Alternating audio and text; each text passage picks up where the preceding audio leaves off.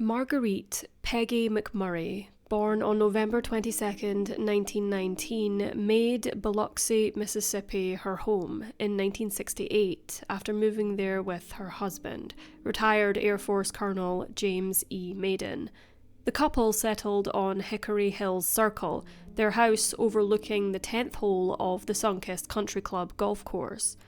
Peggy became well known in the community for her passion for golf, earning recognition in local newspapers for her tournament victories.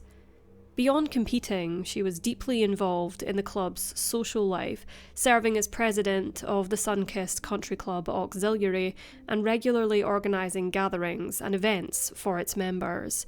Sadly, her husband passed away in the summer of 1976.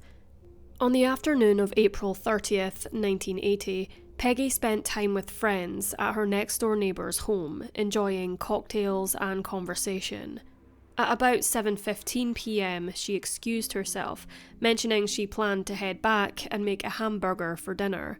No one present realised those would be the last moments they would ever share with her. On Friday, May 2nd, concern grew for Peggy when her neighbour, Mona McCowan, realised she hadn't seen or heard from her in 2 days. Deciding to check in, Mona went to Peggy's home, and what she discovered inside left her deeply shaken. When investigators entered Peggy's home, they uncovered troubling evidence of violence. Blood was smeared across the kitchen floor and cabinets, with one cabinet cracked and holding both blood and strands of blonde hair within the split. A blood trail stretched from the kitchen through the dining and living rooms into a bathroom and then circled back to the kitchen. Since police had no record of Peggy's blood type, they were unable to confirm whether it was hers. Adding to the mystery, her pit bull, Macho, had disappeared, and a set of her pyjamas, along with a dressing gown, were also unaccounted for. Investigators found no indication of forced entry into Peggy's home, and no evidence that anything had been stolen. Biloxi police led the search effort, supported by a canine unit and aerial assistance from a Mississippi Highway Patrol helicopter. The Gulfport Police Department contributed boats to aid in combing the creeks and bayous throughout the surrounding area. It transpired that later on the night Peggy vanished, events took a disturbing turn. In the early morning hours between 1:36 and 1:42 a.m, a collect call was placed from a payphone in Florida and answered at Peggy's residence. The identities of both the caller and the person who picked up the phone have never been determined.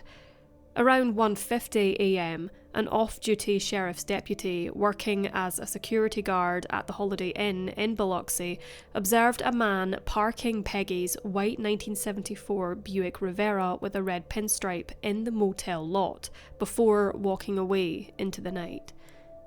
Inside the trunk of Peggy's Buick, investigators discovered both blood and dog hairs.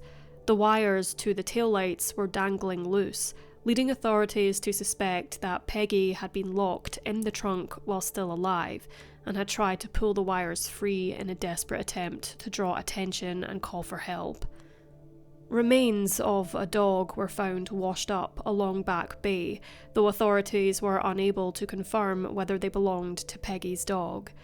Then, on May 5th, relief came when her pit bull, Macho, turned up, quote, alive and well. The dog wandered to a home in the Turkey Creek area, north of Gulfport, roughly 10 miles from the Holiday Inn where Peggy's car had been left behind. Authorities launched an extensive search effort, deploying divers into Turkey Creek in hopes of uncovering new evidence, but the operation yielded no meaningful results. In a desperate bid for answers, Peggy's family put forward a $25,000 reward for any information that could bring her home safely, along with an additional $10,000 for details that would lead to the identification of whoever was responsible for her disappearance. Civil defence crews in Biloxi carried out dragging operations in Back Bay as a part of the search for Peggy, Although investigators had no confirmation that Peggy's body was in the bay, Chief of Detectives Robert Payne explained that authorities were pursuing every possible lead. The search was concentrated near the newly built Pops Ferry Bridge, which police believed her abductor might have crossed after leaving Peggy's home on Hickory Hill Circle. Witnesses reported seeing a white male, estimated to be between 25 and 30 years old, about 6 feet tall, 165 pounds, with medium brown hair parted in the middle, leaving the vehicle. He was also said to have been wearing a dark shirt, trousers, and sandals. Payne stated it was too early to suggest a motive. Over the years following Peggy Mayden's disappearance, scattered and unverified reports occasionally raised faint hopes that she might still have been alive. At one point, a close friend insisted she distinctly heard Peggy's voice during a Mardi Gras parade in New Orleans, but in the heavy crowd she was unable to find her, and the lead went no further. Peggy's brothers, Charles and John McMurray, remained deeply invested in the case, even as the likelihood of her survival diminished with time. They believed the condition of her home revealed signs of brutal confrontation. Both the brothers and investigators had been struck by what seemed to be a clumsy effort to clean up the scene. The table had been placed back, and some of the blood appeared to have been wiped, but the amount left behind was far too much to conceal. Bloody handprints still stained the hallway wall and bathroom door frame. Charles explained their theory, quote, "We think they carried her from the kitchen to the bathroom and tried to clean her up. Then they came back to the kitchen and the fight started all over again." The McMurrays believed Peggy had only opened the door that night to someone she trusted. John said, quote, "I know my sister. She was afraid to be here alone, and the first thing she did each time she came in the house was to chain that back door. On the night she vanished, however, the door had not been chained." Despite extensive investigations, police never determined who had attacked Peggy or why. However, links to organised crime gradually surfaced. Shortly after her disappearance, mafia associate Steve Romano was arrested in Florida during a drug deal. In his possession were 2 phone numbers, one belonging to Peggy and another tied to 541 Hopkins Boulevard in Biloxi, which was listed under the name of Dixie Mafia trafficker DJ Venus III. In 1983, 3 years after Peggy went missing, Venus was arrested along with 9 others, including Harrison County Sheriff Leroy Hobbs, while they waited in a rural part of the county for an illegal airdrop. Among those taken into custody was John Higgins, who lived at the Hopkins Boulevard residence. Investigators also connected another Dixie Mafia figure, Ricky Red Brawley, to Peggy's case. A Holiday Inn security guard identified him as the man who had abandoned Peggy's car the night she disappeared. A composite sketch based on the witness's description matched a photograph of Brawley exactly.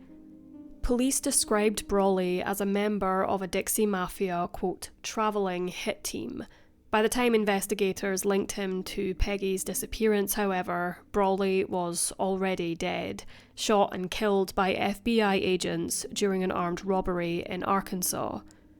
Investigators came to believe that Brawley and some of his associates had gone to Peggy's house in search of a man she knew, someone with suspected ties to drug smugglers. That man, they thought, may have given Romano both Peggy's number and Venus's number as possible contacts. Police never publicly identified him, citing a lack of solid evidence, but confirmed he still lived on the coast. Charles and John McMurray developed their own theory about Peggy's final night. They believed she had been preparing for bed, already in her pajamas and robe when the doorbell rang. Expecting someone she trusted, or someone recommended by a friend, she likely felt safe enough to answer.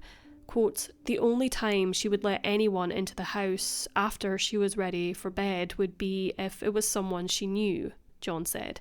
quote, or someone who had been recommended by someone she knew. When Peggy Mayden disappeared, she was 60 years old. She is described as a Caucasian female, standing at 5'3", weighing 125 pounds, and has blonde hair and green eyes. Despite extensive investigations and numerous theories, no one has ever been charged, and the reasons for the attack are still unknown. Peggy had no known enemies, grudges, or involvement in criminal activity, leaving her family, friends, and investigators perplexed. Her case continues to be shrouded in uncertainty, with the truth about what happened to her remaining a mystery.